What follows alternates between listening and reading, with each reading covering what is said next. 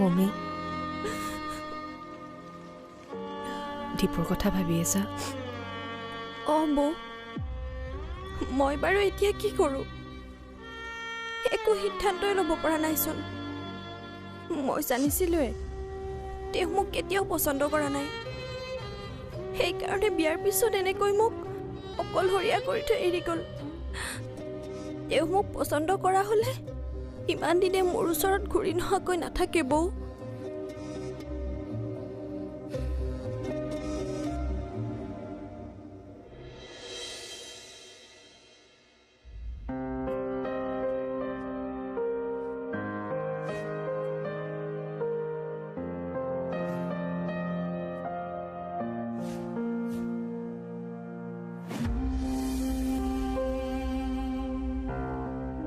কি হ'ল? ডিভোৰ্চৰ কথা ওলোৱাৰ পৰা দেখোন তোৰ মুখৰ মাতবোল নোহোৱা হৈ বোবা হৈ গলি। তোৰ লগত মোৰ এটা কথা আছে। কি কথা? মই এটা কথা ভাবিছোঁ, জীউক আৰু বৰ্ডিঙত ৰাখিব নালাগে, তাইক পাৰিলে ঘৰলৈকে লৈ আহে। ঘৰলৈ?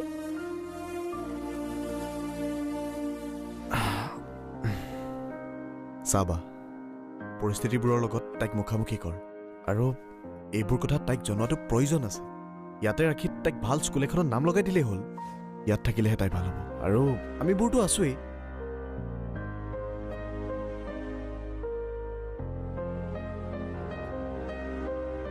মই যেনেকৈ কৈছোঁ তেনেকৈ কৰি যা। এফালে ঘৰুৱা টেনশ্যন, আনফালে অফিচৰ টেনশ্যন, মোৰটোৱে কিবা কাম নকৰা হৈ যায়।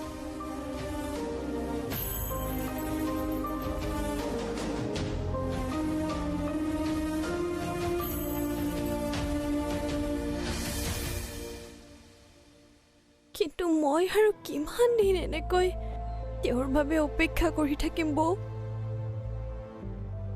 নীলাই যি ভুল কৰিলে এইবোৰ ভাবিয়ে চাগে সি ঘৰেৰি গুচি গৈছে। সিও মনে মনে বৰ ভয় খাইছে, বুজিছা?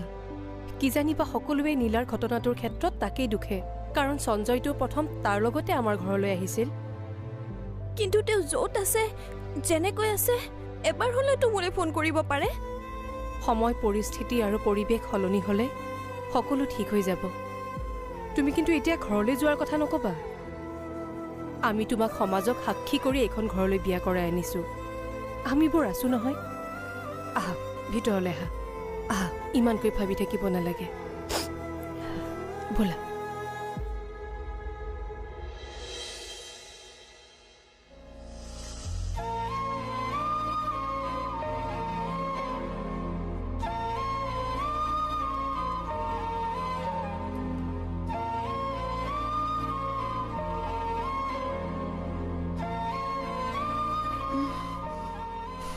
ৰ'ব,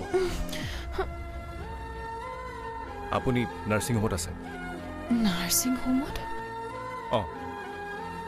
কিয়? কেনেকৈ? আপুনি মূৰ ঘূৰাই ৰাস্তাত পৰি গৈছিল, আৰু মই পাই আপোনাক ইয়াতে ভৰ্তি কৰিলোঁ। ডক্টৰে কৈছে আপোনাৰ প্ৰেছাৰটো অলপ ল' আছে।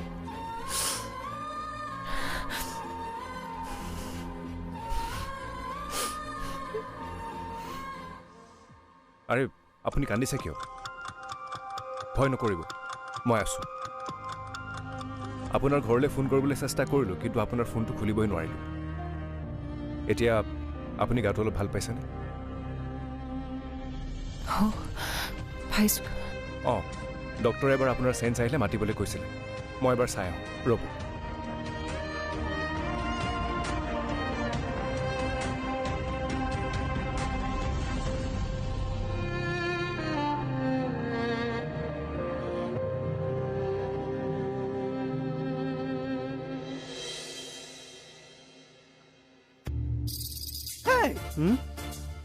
চাহত চেনি নিদিলি?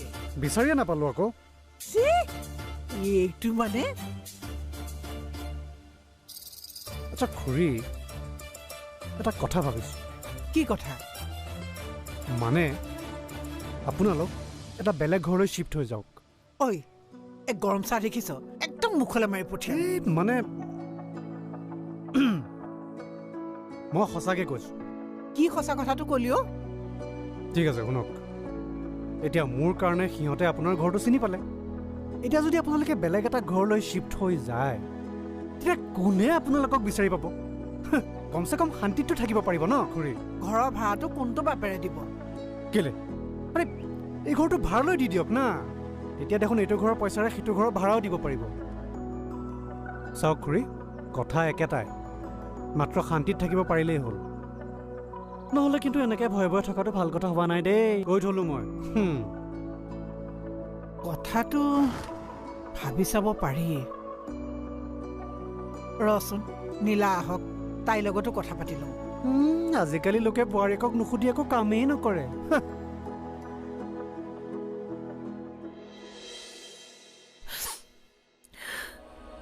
আপুনি কিবা টেনশ্যনত আছে নেকি কি টেনশ্যন আপুনি এবাৰ ভালদৰে কওকচোন মোৰ মা ঢুকাইছে খবৰটো মই আজিহে পাইছোঁ কথাবোৰ শুনাৰ পিছৰ পৰাই মোৰ গাটো বেয়া লাগিলে আপুনি বেছি টেনশ্যন লোৱাৰ বাবে আপোনাৰ ল' প্ৰেছাৰ হৈছে মই মেডিচিন কেইটামান লিখি দিওঁ আপুনি খাব লাগিব এইখিনি সময়ত ডক্টৰক নেদেখুৱাকৈ যিকোনো মেডিচিন নাখাব আৰু পাৰিলে আপুনি সাৱধানে থাকিব হ'ব ডক্টৰ মই আনি দিম আৰু ডক্টৰ একো যদি বেছি অসুবিধা নহয় মই তেখেতৰ ডিচাৰ্জটো লৈ ঘৰত লৈ যাব পাৰিম পাৰিব আপুনি আহকচোন অলপ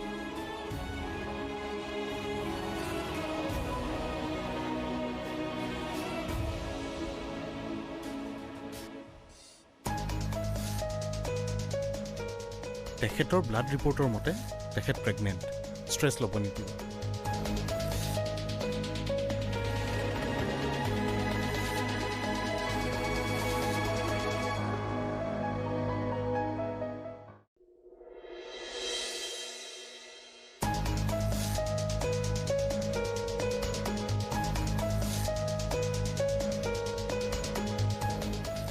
আচ্ছা খুৰী হা এই নীলা থানাত কিবা থকাকৈ গৈছিল ইমান দেৰি হ'ল এতিয়ালৈকে অহা নাই যে আৰে সন্ধিয়াই লাগিব দেখোন এতিয়া তাকেহে অ' ৰাতিপুৱাতে ছোৱালীজনী গ'ল এই সন্ধিয়ালৈকে দেখা দেখিয়ে নাই আহিৰা তাইও কিবা বিপদত পৰিছে নেকি বাৰু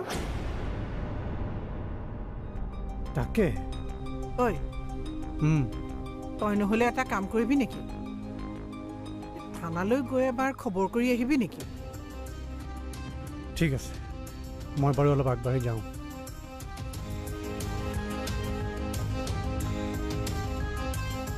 আচ্ছা খুৰী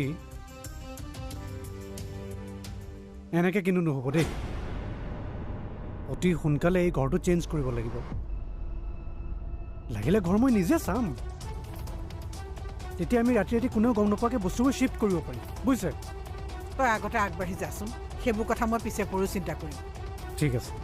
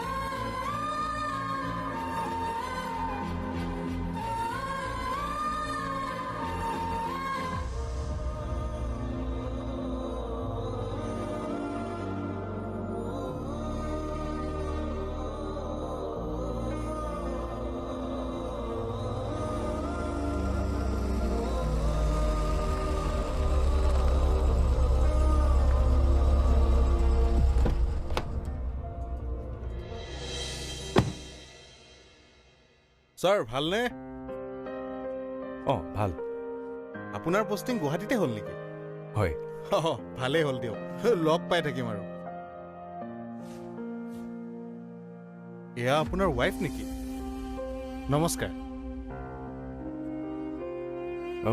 নহয়, এখেতবোৰ চিনাকি। অঁ বেয়া নাপাব, মই আহিছোঁ। ঠিক আছে।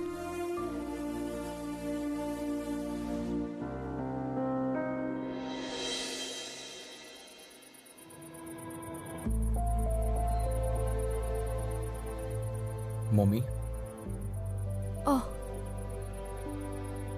দাদা কওক। মই আচলতে তোমাৰ ওচৰত কেনেকৈ ক্ষমা খুজিম ভাবিয়ে পোৱা নাই।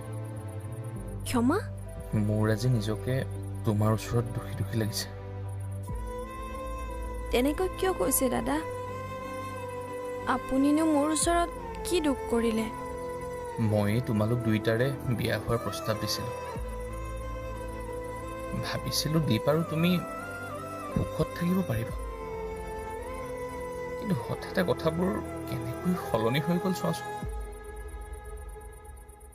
ভাললৈ চাওঁতে এতিয়া বেয়াহে হ'লগৈ। আপোনাৰ গাত একো দুখ নাই দাদা। আপুনিতো ভালেই চিন্তা কৰিছিল, কিন্তু মোৰ এই কপালখনেই বেয়া। তুমি চিন্তা নকৰিবা, তোমালোকৰ যোৰা ময়ে লগাই দিছোঁ। এই যোৰা মই ইমান সহজে ভাঙিবলৈ নিদিওঁ। লাগিলে ময়েই ভাইটিক বিচাৰি যাম।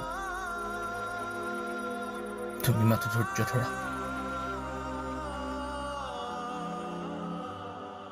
আপোনাক মই কেনেকৈ ধন্যবাদ দিম ভাবিয়ে পোৱা নাই। ইয়াত ধন্যবাদ জনাবলৈ কি আছে? আপুনি মোৰ বাবে আজি ইমান কষ্ট কৰিলে। জনহিতাৰ্থে কাম কৰিবলৈতো চাকৰিত সোমাইছিলোঁ। আপোনাক এইখিনি সহায় কৰাটো মোৰ দায়িত্বৰ কৰ্তব্যৰ ভিতৰত পৰে। তথাপিও আজি আপুনি আপোনাৰ ইমান মূল্যৱান সময়খিনি মোৰ বাবে নষ্ট কৰিলে। হ'ব, এতিয়া মাত্ৰ আপুনি সোনকালে ভাল হওক। বাৰু এতিয়া মই গৈ থাকোঁ। এবাৰ আপুনি ঘৰৰ ভিতৰলৈ নাহে? এতিয়া নাযাওঁ নেকি? এবাৰ সোমাই নগ'লে মায়ে মোকে ভুল বুজিব। ঠিক আছে, ব'লা।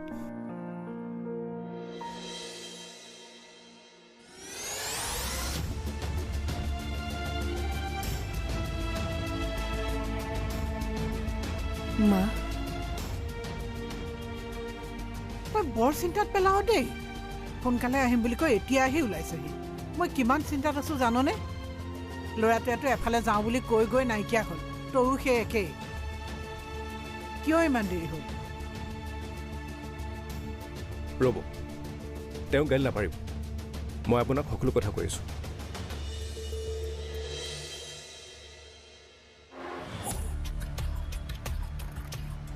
আৰে বাদ দে না, মোৰ কথা শুন। তই তোৰ ঘৈণীক পাহৰি যা।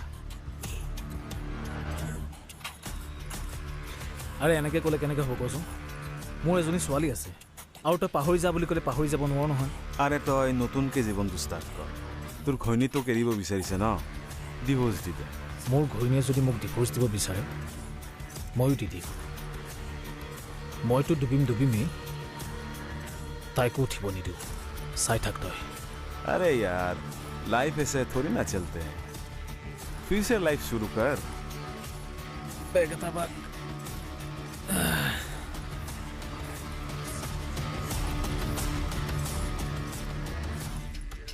তাৰমানে তই এতিয়া নাৰ্ছিং হোমৰ পৰা আহিছ? হয়।